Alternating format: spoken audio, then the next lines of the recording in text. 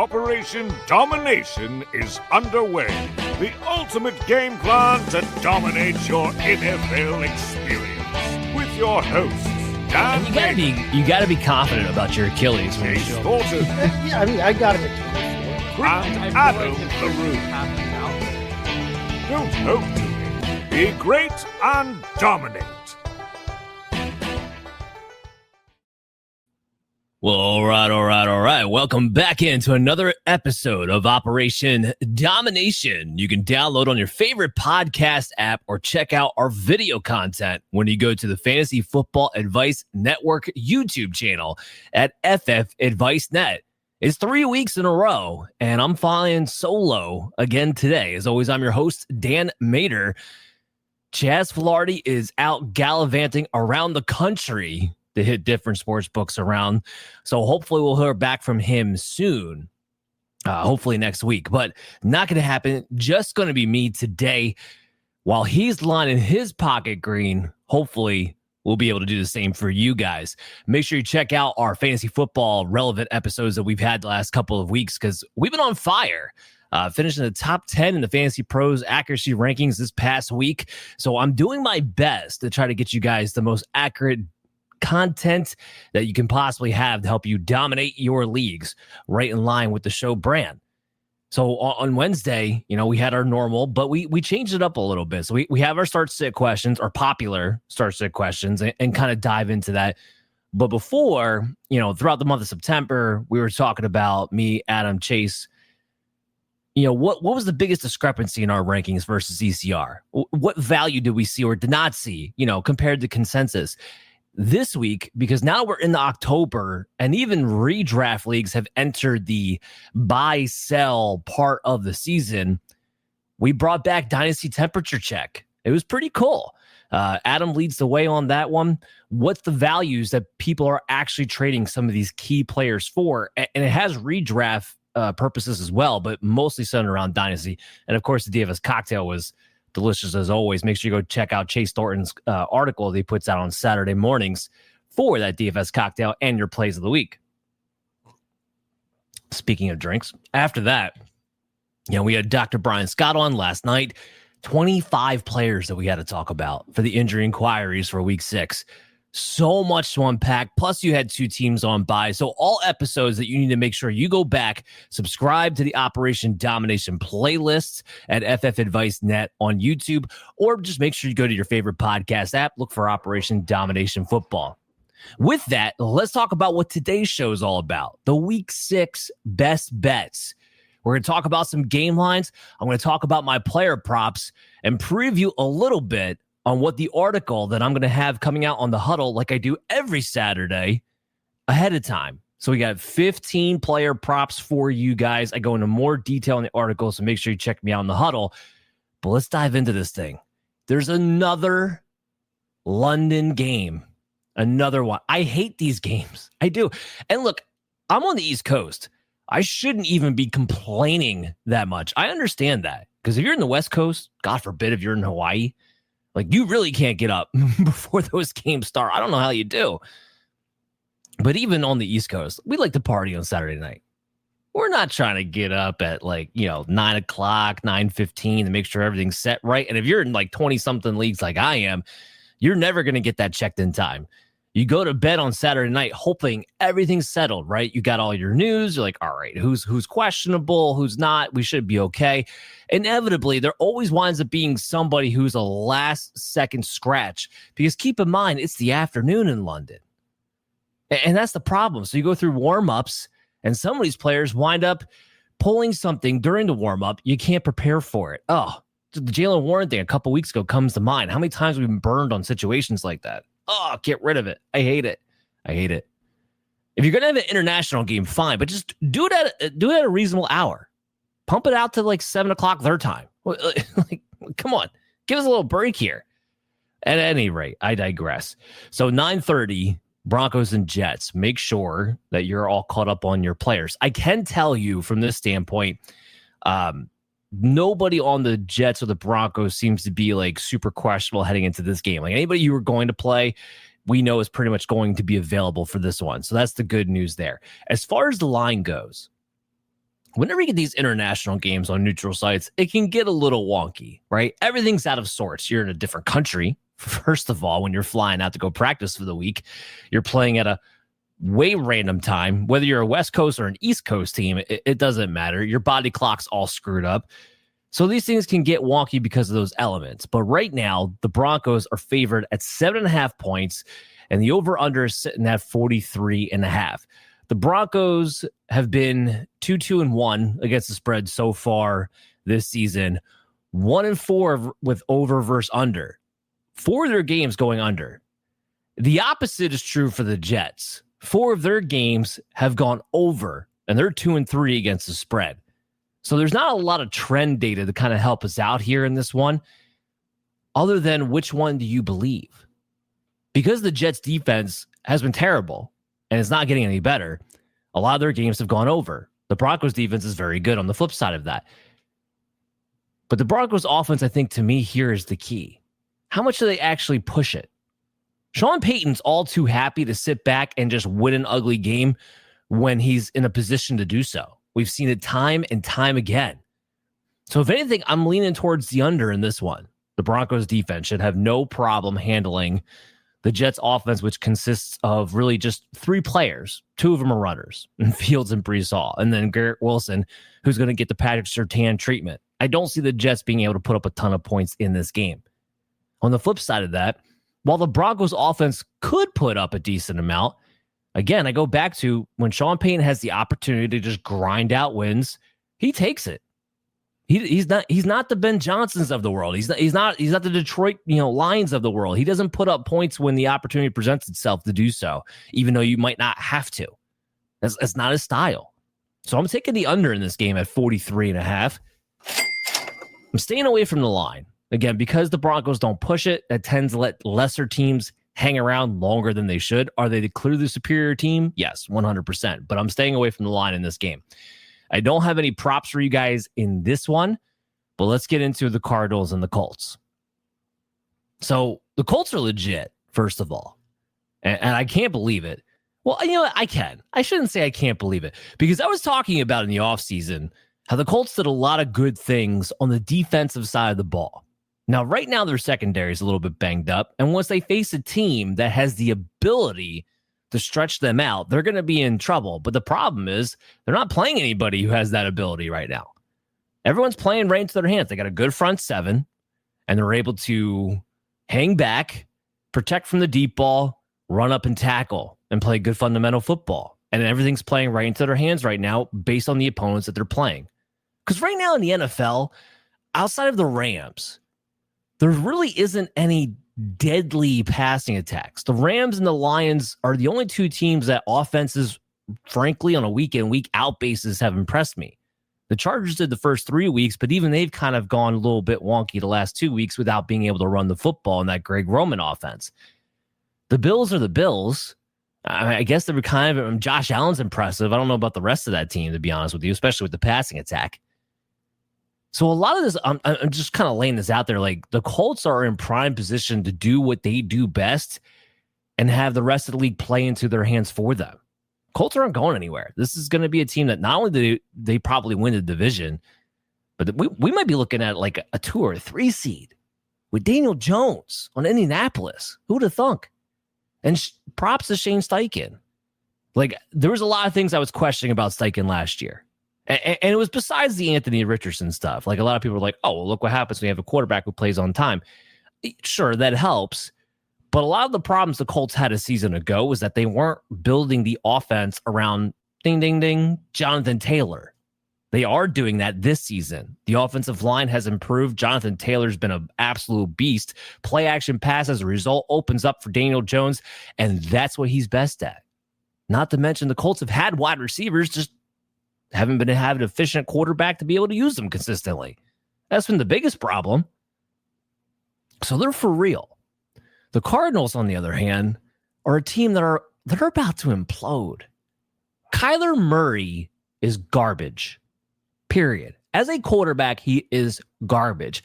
And even as a playmaker, he's second rate. He's not on Jaden Daniels level. He's not on Lamar Jackson level. He's not on Josh Allen level. He's not on Jalen Hurts level. The list kind of goes on and on. He's quick, but not fast. He can move the chains, but not bust a game wide open. And that's just with his legs. He's not throwing the football well and hasn't for the last 2 seasons. Now you throw in Drew Petzing's, play calling, which has been horrendous, and his usage of the players that they do have on that team. This is a team that's going to implode soon. I know that the Tennessee loss, and I'm not overreacting to the Tennessee loss here, that was a crazy way the game ended. Like, it was like, prayer, miracle. Like, you make movies out of the way that game ended for an underdog team. It was insane. It's more than that. It looks like a team that's broken. So with all that said, this game in Indianapolis right now, the Colts are favored at 7 points with an over-under set at 47.5. First of all, I got to say, I kind of like the under. I wouldn't be shocked if the Colts put up 30 in this game, but would you really be surprised if the Cardinals put up 17 or less? I wouldn't. Not with that offense. Not right now. Not against this Colts team. So I'm taking the under in this game, and I'm going to take the Colts to cover. I don't think Arizona puts up that many points. Now, here's the risk to this. The Cardinals have shown in the past that they seem to find a way to play up to their competition. They play down to their competition too, but they also play up to their competition. Right? So that's where it's a little bit, But the Cardinals so far this season, 2-3 against the spread, 2-3 in favor of the under over the under, of the under in favor over the over. Say that again 10 times fast. And the Colts are 4-1 against the spread. I'm taking the Colts 7 points. I'm taking the under at 47.5. I don't think the Cardinals are going to be able to keep pace at the end of the day. No props for you in this one. Patriots and Saints. We're getting to those props. Don't worry. After this game, I'm going to have, in this game, I have one, and then there's going to be a couple games you're going to see I hammered hard. But Patriots and the Saints. This is in New Orleans. The Saints coming off their first win of the year. It finally happened. Spencer Rattler won his first game. I think it was 0-10 was the stat. Something along those lines. The Patriots are 3.5 favorites on the road and a 45.5 over under. The Patriots coming off a huge win against the Buffalo Bills, right? Huge. The Patriots are a team that they're rebuilding the culture, starting the franchise essentially over with the new regime at the coaching staff. Made a bunch of moves in the offseason to try to improve what already was the worst roster in the NFL anyway, so they had nowhere to go but up, but we're aggressive about it in the offseason. And your big barometer when you're in the middle of a build like that is taking on the division's previous winner and beating them on the road. They did that. Now, the part of this, the Bills play down their competition a little bit. And we've seen the Bills do this in the past. I'm not taking anything away from the Patriots, though. That was a win that they needed to have to see where they could lie. And Drake May's the real deal. Now, coming off of a big victory like that over a division rival has a lot of emotion to it, a lot of adrenaline that sometimes can have a lackadaisical after effect the following week. And maybe we don't see the sharpest game from the Patriots, or at least not as sharp as we saw them against Buffalo. Maybe the Saints hang around longer than they should. But ultimately, this is not a game I think the Saints can win, or even cover for that matter. I'm taking the Patriots minus 3.5 is one of my big lock 'em in bets of the week. Right now, the Saints offense, they're operating in the middle short range part of the field. That's where the whole offensive attack, intermediate to the short range. That's where the whole offensive attack is focused in on.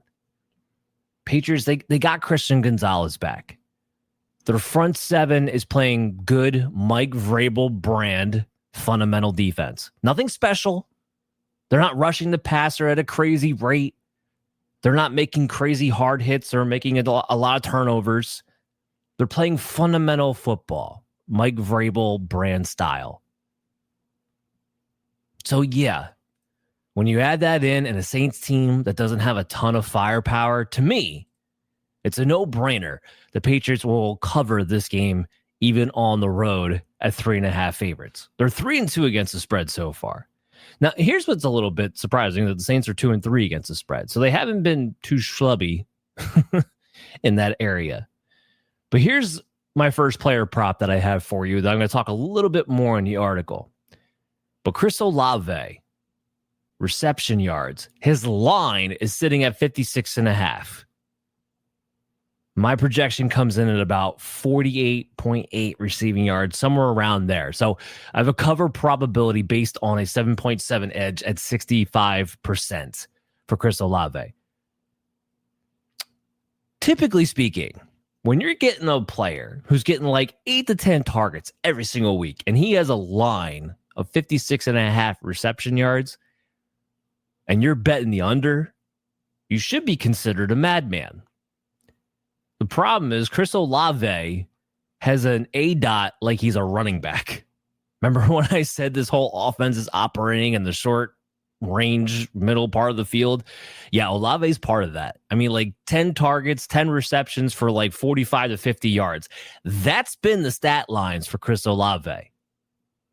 And that, like I said, with the Patriots getting guys like Christian Gonzalez back, they got a little bit tougher in the secondary. I mean, his last 3 games, he's averaging 45.3 yards.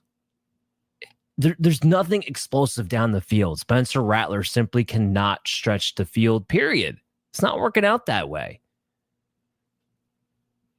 So give me the under on Chris Olave at 56.5 receiving. Rams and Ravens. This looked like such a better matchup in the beginning of the season. Like, this was going to be an exciting one. We kind of had an idea, as long as Stafford was healthy, that this was more or less the version of the Rams that we were going to get. We didn't know that the Ravens were going to be one of the worst teams in the NFL. Partly, of course, due to Lamar Jackson injury, but largely due to the fact that that defense just can't get the job done. So the Rams come in to the Ravens. It's 7.5-point favorites on the road. Let me say that again. The Baltimore Ravens at home are 7.5-point underdogs. Oh, woof. And the Ravens have been 1-4 against the spread so far. Now, here's the other part of this. 44.5. That's the over-under. For the Ravens, all 5 of their games have gone over because their defense has been so bad. And that's not a high over-under either at 44.5. The Rams are a little bit better at 500, 3-2 against the spread, 3-2 in the over-under. This game is screaming over to me. 44.5 points. Give me the over. The Rams are going to look for a bounce back week. And honestly, there's no reason why they shouldn't be able to get it with matchups like Puka Nacua, who you better believe for I think this is the 5th week in a row, I'm going to be betting the over on Puka Nacua's receiving yards prop line. And it's only missed once. And that was against San Francisco last week, where he still had a decent number, but the line was so high because of he'd been on fire to that point. The line is high again here. 98.5 receiving yards. That's the line. And I still haven't projected at 117.6. That's a 72 to 74% cover probability based on the projection for Puka Nacua. I could lay it out for you. He's averaging 122 receiving yards over the last 3 games. The Ravens have allowed the most receiving yards. Oh, I'm sorry, second most, because the Dallas Cowboys are still there. Second most receiving yards to wide receivers this season. And it's an offense that's funneling the ball to 2 players in the passing game and then Kyron Williams in the backfield. There's nobody on the Ravens right now who can nobody in the league can cover Puka Nacua right now so far this season. Definitely nobody on the Ravens. He is as sure of a thing to get over 100 yards as there can be this week for any player at their position. So yeah, Puka Nacua over 98.5 yards. I think he smashes that in a great matchup here against the Baltimore Ravens. All right, so let's see here. What's next? Browns at the Steelers. This game over under is 36.5, 37.5. It was at 37.5, moved to 36. I've seen it go back and forth. The point is this. I don't care what they move it to. Give me the under. You could make it 30 and I would still get the under. The Browns don't score points, but their defense is elite enough to make sure the other team doesn't score points either. The Steelers, Mike Tomlin, Arthur Smith, I talk about Sean Payton being all too happy about grinding out wins. Good God, they live on it. This game might not get 28 total. Like, maybe 29. I have it projected actually as a 17-10 ball game. So 27 points is actually what I have this projected at. And that would also be enough for the Steelers to cover because I do have the Steelers scoring 17 with the Browns scoring 10. I'm going to stay away from the Steelers at 5.5. It's a divisional game. We've seen a bunch of divisional games already this season get weird, especially when you're trying to bet with the spread. But the over-under, whether it's 37.5 or 36.5, by the time this game kicks off, I don't care which it is. Give me the under on that. Dylan Gabriel in this offense can only do so much for the Cleveland Browns, and the Steelers' defense going into their bye week was starting to play better anyway. And then, conversely, on the Steelers' offensive side, there's only so much firepower they have going up against an elite defense. So the under is the way to go. I'm not betting player props in a game that I think is going to be super ugly because too many wild cards can happen in games of scripts like that. But don't worry, because this Seahawks-Jacksonville game, I'm going to pound this game with player props. It might even be it might even have a 4-pick parlay for you in the same game. So let's talk about that. It's in Jacksonville. The Seahawks on the road, and this is disrespectful. This is just flat out 100% disrespectful. The Jaguars just beat the Kansas City Chiefs, and the Seahawks on the road in Jacksonville are favored at 1. Disrespectful. They beat the Chiefs in a Monday night game. How is Seattle favored in this ball game? So here's what we're going to do.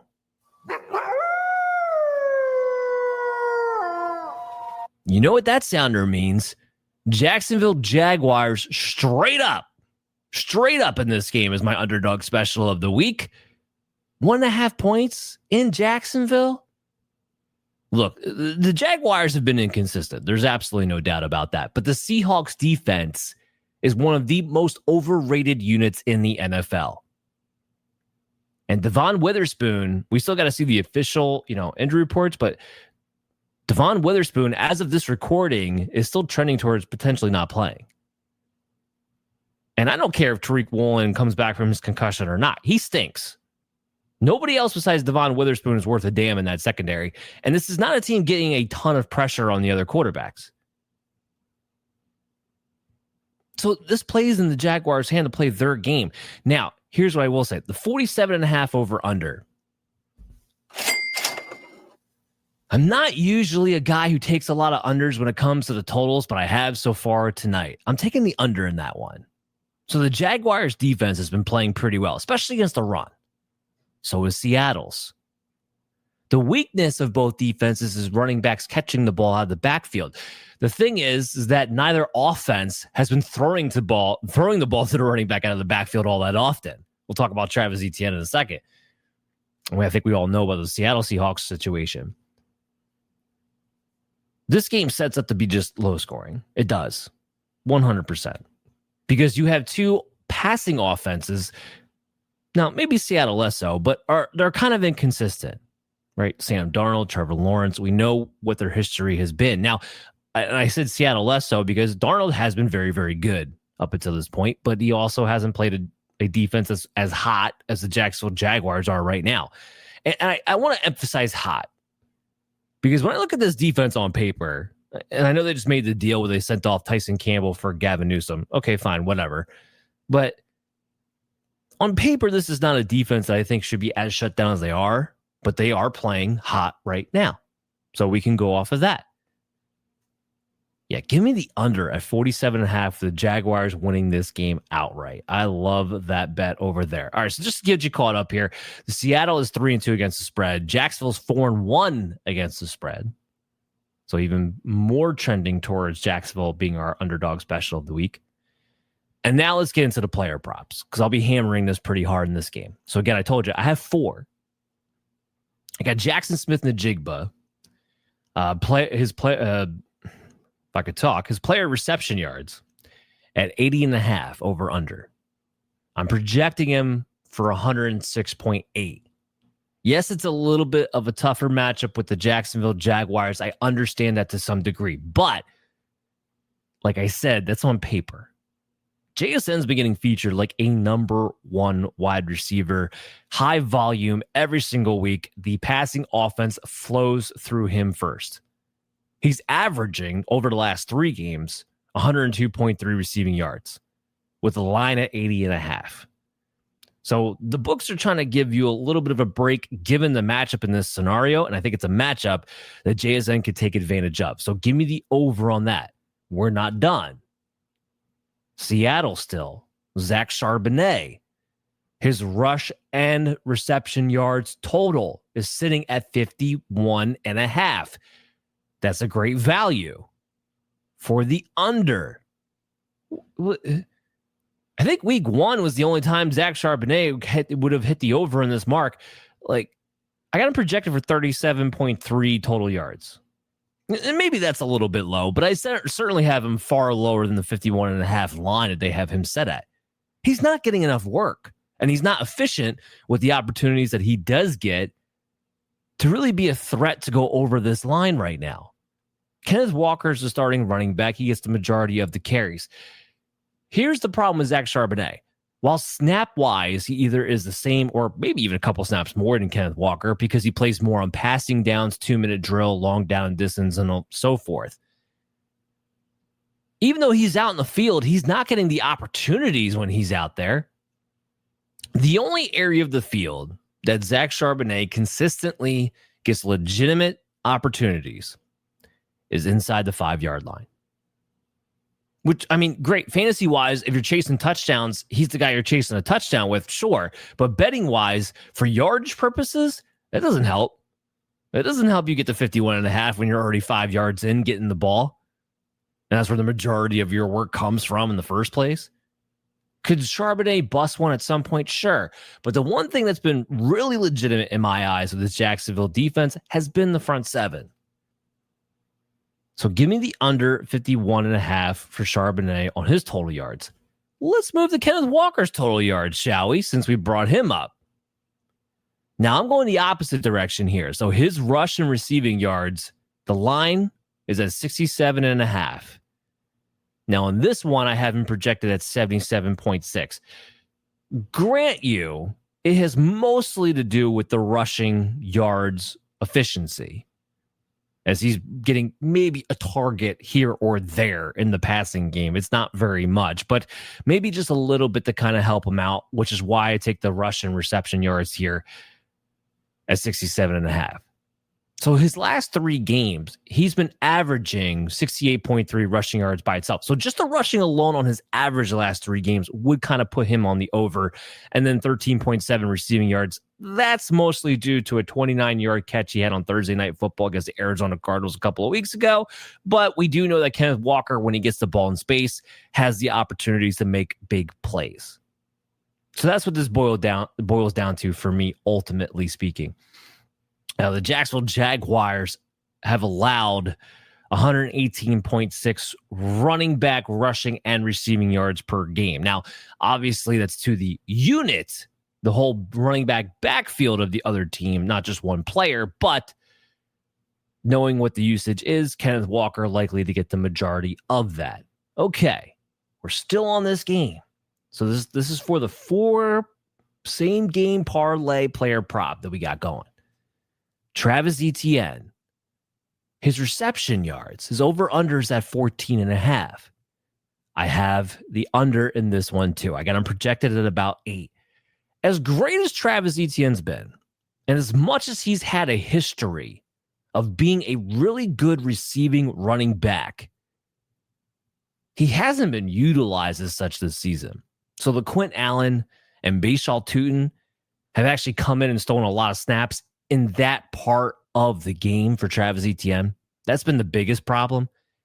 Why he can't still get targeted on early downs when we know he's a good pass catching back, I'm not really sure, but that's not what we've seen to this point.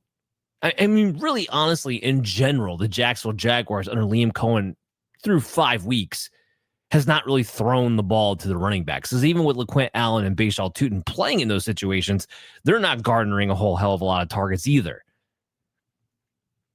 So the last 3 games, on average, Etienne has had 3.3 yards receiving. Like, it's pretty low. That's pretty low. Now, and I don't remember now if I mentioned this or not. I'm the only one talking. It's hard to remember everything I say. But the Seattle Seahawks, while they're only giving up 3, and I think this was a couple of days ago, I think that's what it was, they're only giving up 3.3 rushing yards per play. It's really hard to run on them, but they've allowed the 7th most receiving yards to the running backs this season.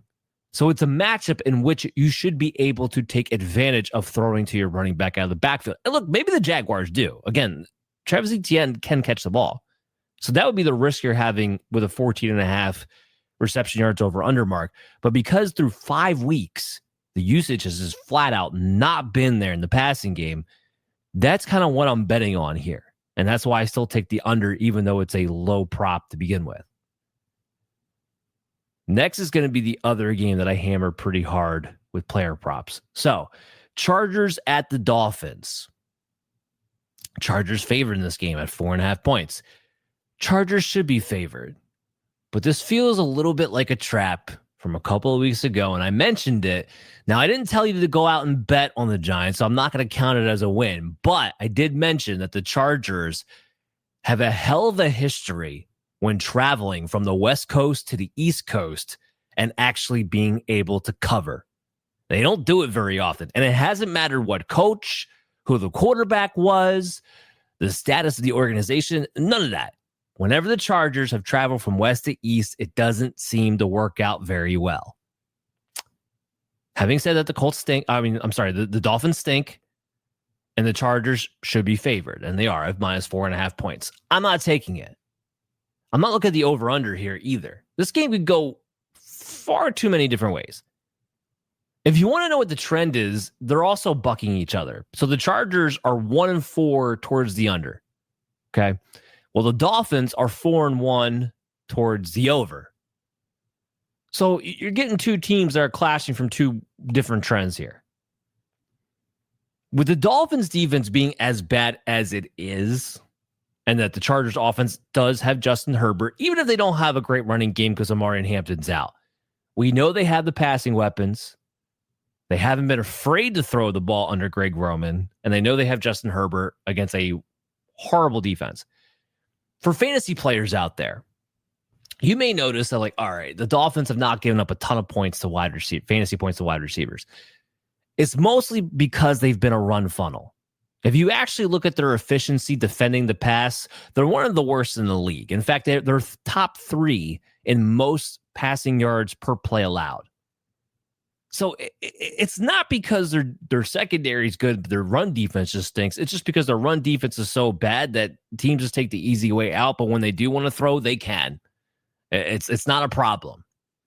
And the Chargers are now coming into this game as a team that I don't know how much they're going to be able to run the ball because they're so bad at it right now with that banged up offensive line and Hassan Haskins and Kamani Vidal.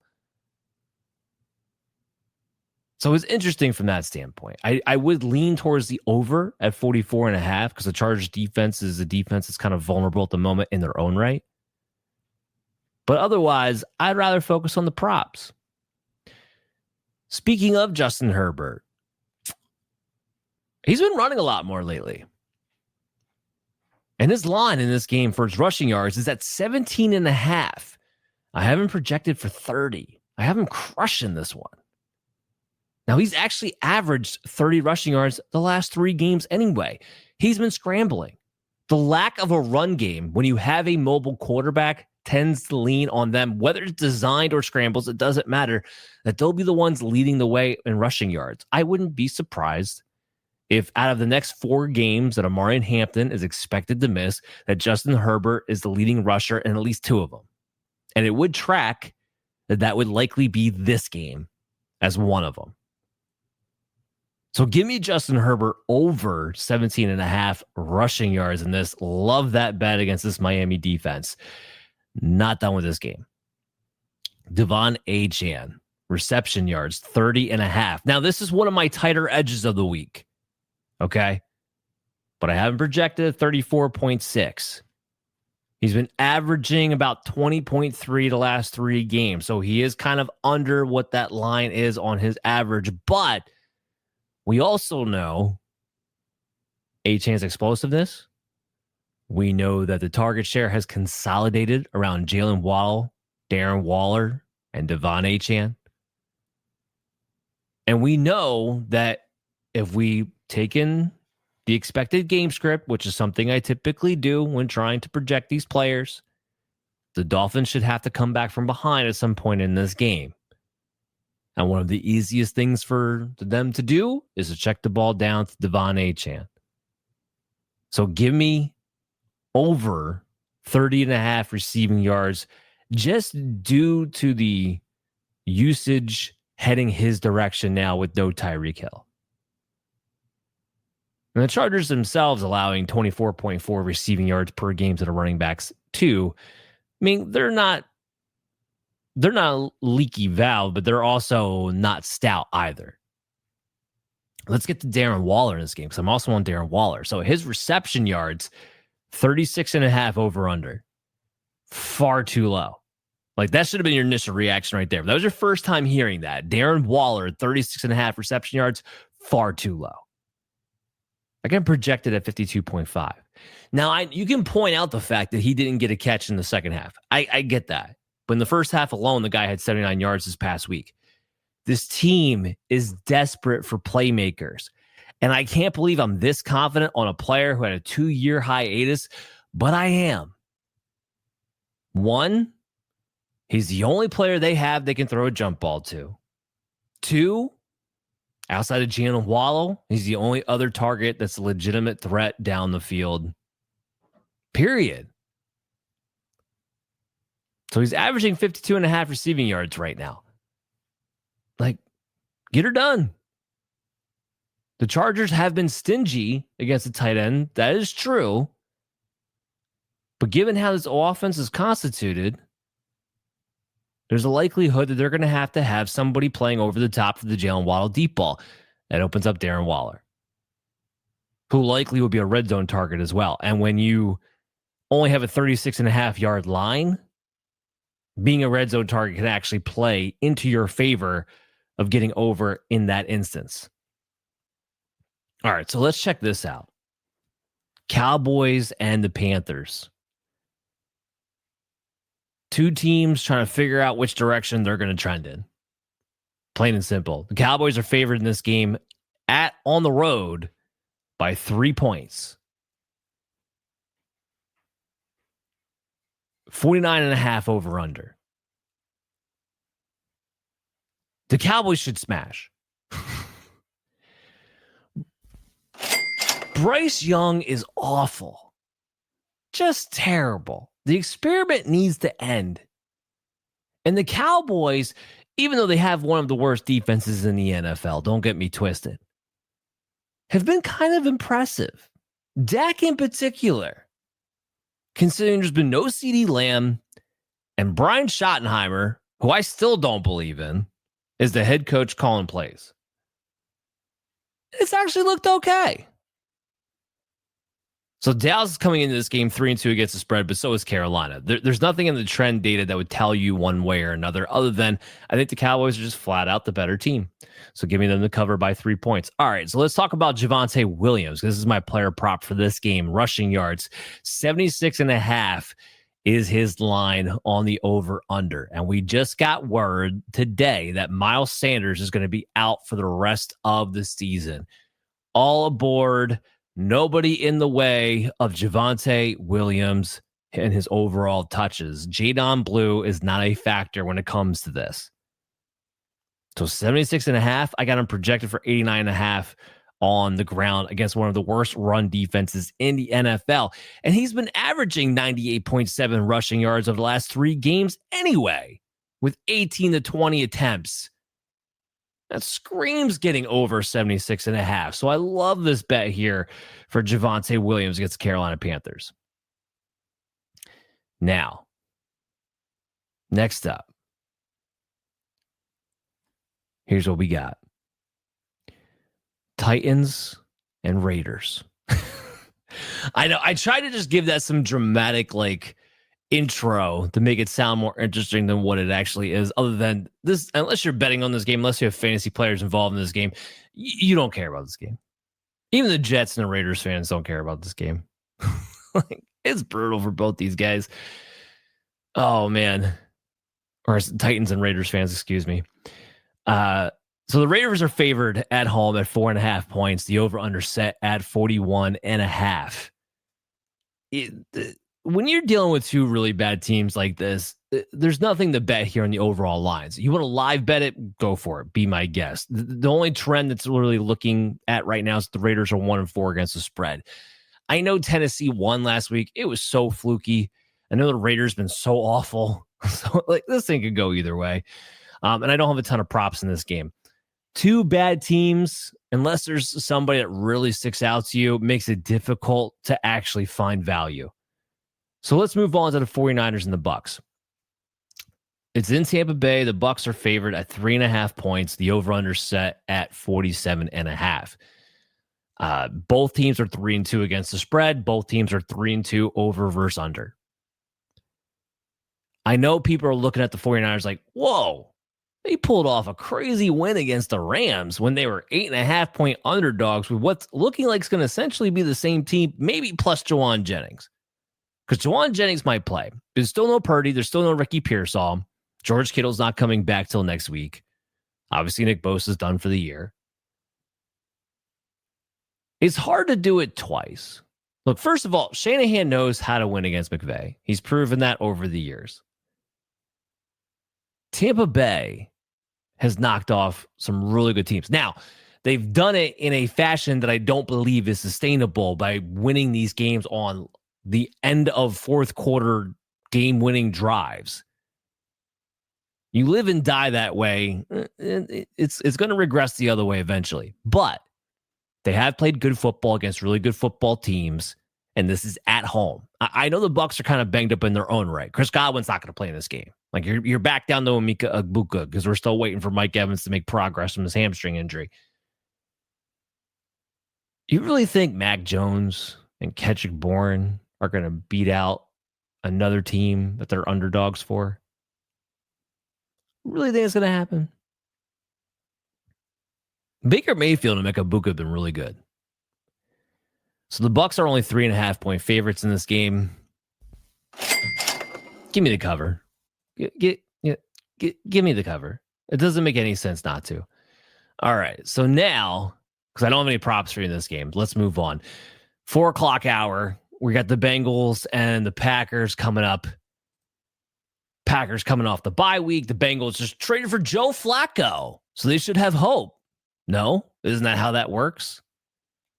Maybe not so much. I don't think it makes a difference. It was funny to me that it was Joe Flacco because it was like, of all the trades you could have made to adjust the quarterback position, you made the one that was the most unilateral move you possibly could have. Didn't get worse. Couldn't really get worse. Definitely didn't get better. When these two guys were playing, Joe Flacco for the Browns and Jake Browning for the Bengals, they were the second and third worst quarterbacks in the league. The worst one being Cam Ward to this point. Not all his fault, but that's where we are. So I don't think this makes a difference. Joe Flacco's problem is that he can't move anymore. He was behind a bad offensive line, getting smacked over and over again at a shotgun. Sound familiar? Because it should, because that's exactly what's going on with Jake Browning. So what's the difference? I mean, maybe Joe Flacco, even his old age, has a little bit of a better arm Jake Browning does. Maybe. That's about it. Now, this is a big over-under. A big line, I should say. It's not a big over-under. It's a big line. Packers are favored at 14.5 points. It can be a little nerve-wracking because the last time we saw the Packers with a big old line, they wound up losing the game outright to the Cleveland Browns. The Cincinnati Bengals do not have the Cleveland Browns defense. That's the big difference here. And this game's also in Green Bay. I typically don't do this because you typically don't get these lines. But I am going to take the Packers to cover at 14.5. I'm going to go on record taking the Packers at 14.5. I think they get a little bit of a bounce back. So they had two kind of rough games, right? Like they lost to the Browns. They tied with the Packers when they should have beat them up. They're 2-2 against the spread. They're actually 1-3 to the under, by the way. But the Bengals are 1-4 against the spread. You're bringing in Joe Flacco, who wasn't part of this team at all, and named him the starter day one after the trade. Maybe Zach Taylor shortens up the playbook and makes it real simple for him. Like, just throw the ball to Jamar Chase. And that's not a bad strategy. It's not. But he's going to get killed with this Packers pass rush. That's what I'm banking on here. And after the bye week, that the Packers are probably going to come out with their offense juiced up and ready to go. So give me the 14.5 there. I do have props to this game. And this has been a common one that I've been betting several weeks in a row now. Chase Brown rushing yards set at 45.5. I'm still taking the under. The starting running back, and I'm still taking the under on 45.5 rushing yards. The answer is yes. He's averaged 23.3 rushing yards the last 3 games. Oh my God, it's been awful. This offense can't move the ball. The offensive line can't block. Doesn't matter if it's passing or rushing. They can't get a push. It's been so bad for Chase Brown. And I feel so bad for Chase Brown fantasy football owners out there. I really, really do. But I'm still going to take the under here. The Packers, I know they had a rough one against Javonte Williams, but it's still a top 5 team against the run right now.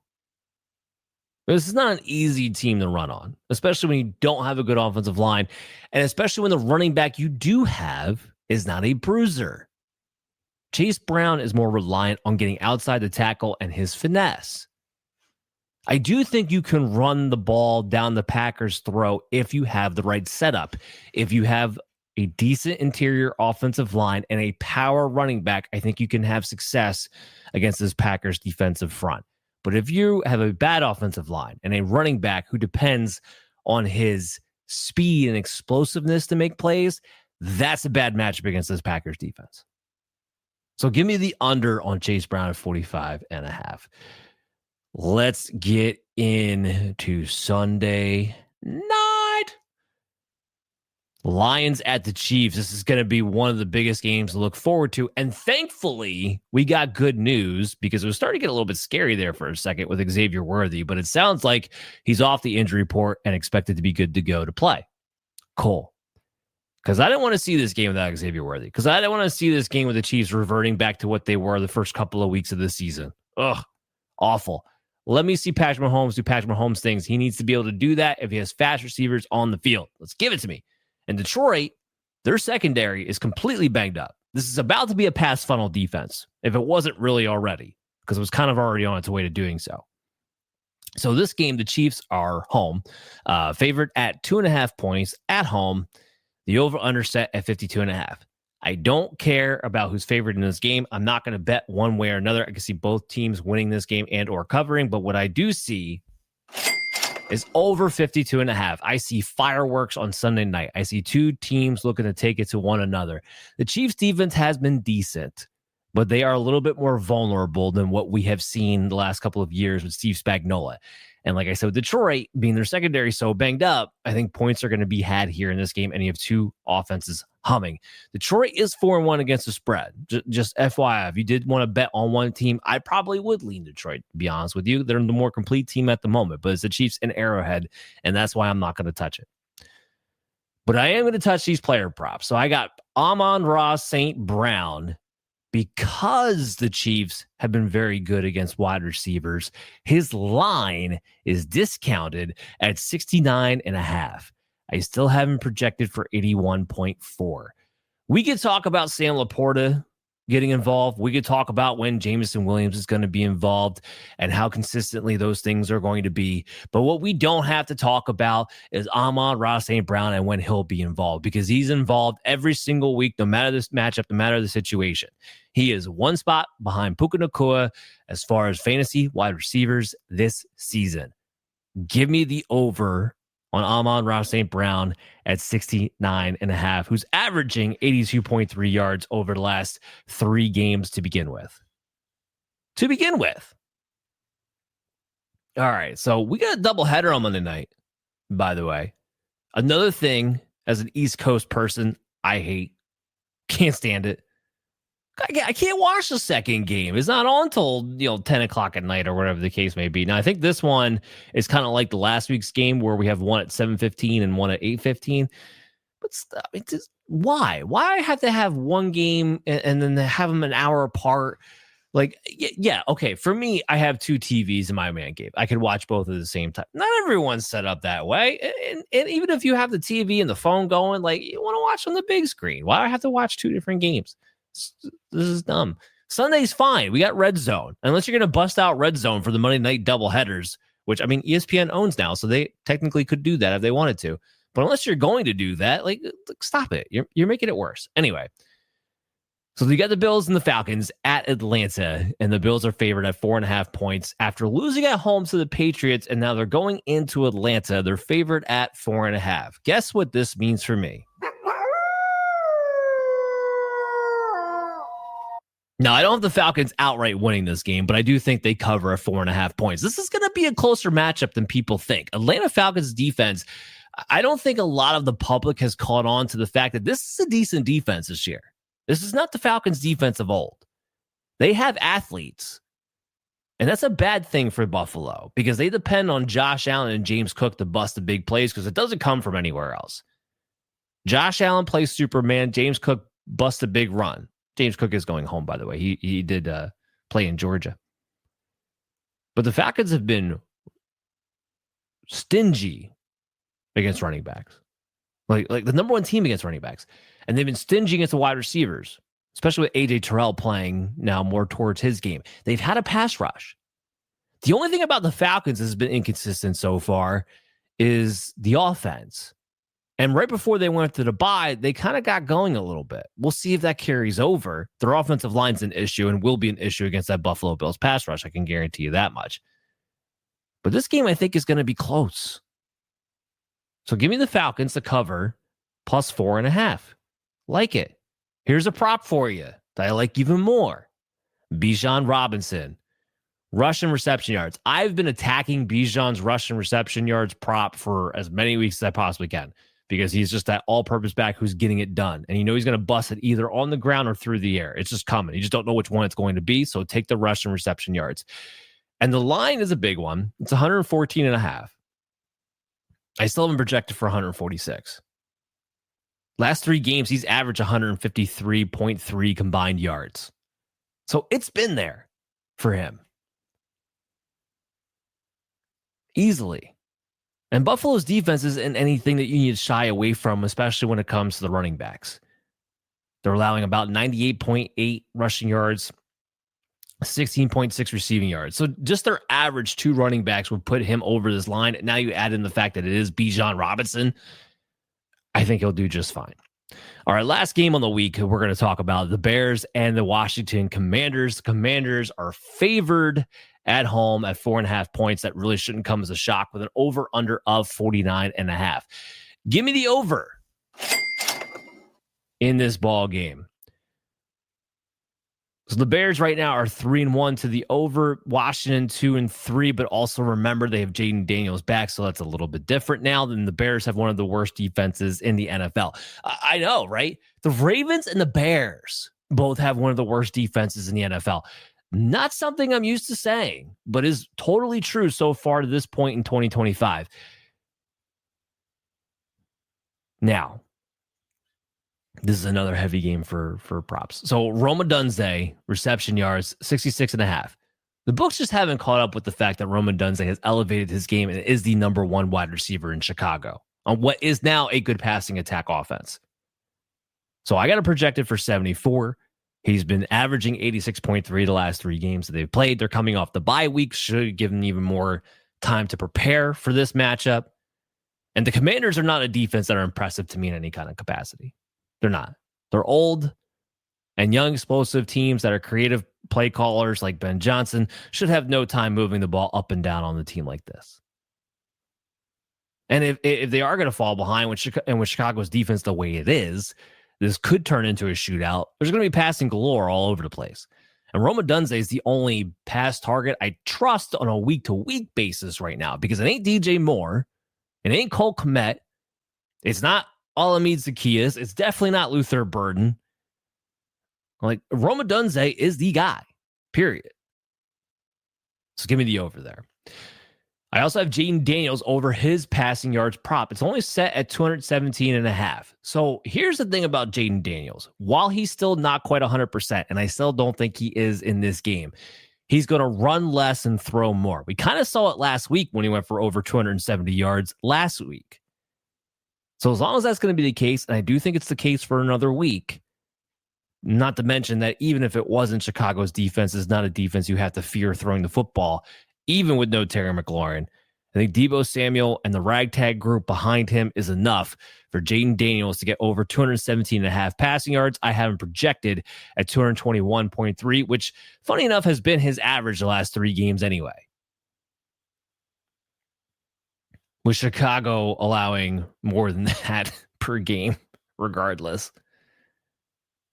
That's going to wrap it up for the show. I really hope you guys enjoyed it. I hope we line your pockets green for yet another week. Make sure you're downloading Operation Domination on your favorite podcast app and check out our video content when you go to the Fantasy Football Advice Network YouTube channel at FF Advice Net. Good luck this weekend, and I'll see you guys next week.